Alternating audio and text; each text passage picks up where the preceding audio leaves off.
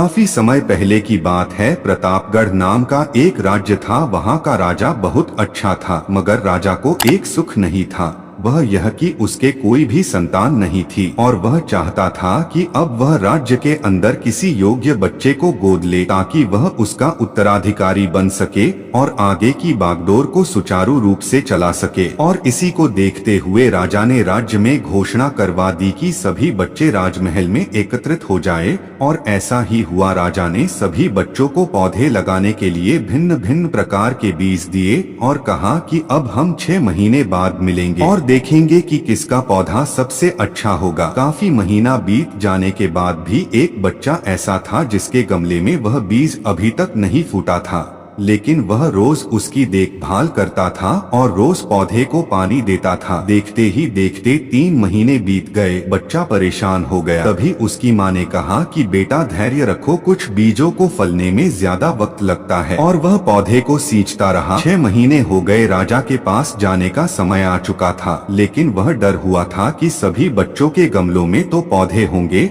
और उसका गमला खाली होगा। लेकिन वह बच्चा ईमानदार था और सारे बच्चे राजमहल में आ चुके थे। कुछ बच्चे जोश से भरे हुए थे क्योंकि उनके अंदर राज्य का उत्तराधिकारी बनने की प्रबल लालसा थी।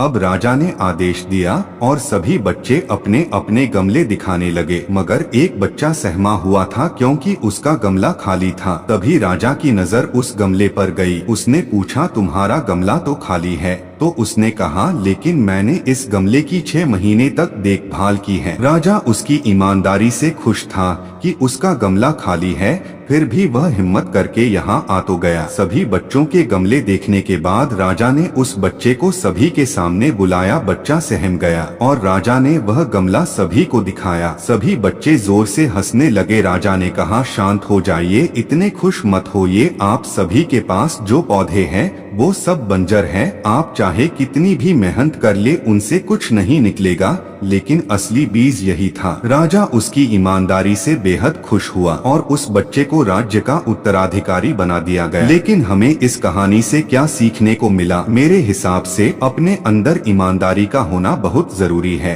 अगर आप कोई भी काम कर रहे हैं और उसमें ईमानदारी जरा सा भी नहीं है तो आप सफल नहीं हो सकते। इसीलिए कहता हूँ, ईमानदारी का होना बहुत जरूरी होता है अपने जिंदगी में। फिर मिलते हैं आपसे अगले वीडियो में, जो आपके अंदर के नकारात्मक ऊर्जा को बाहर करके आपके अंदर सकारात्मक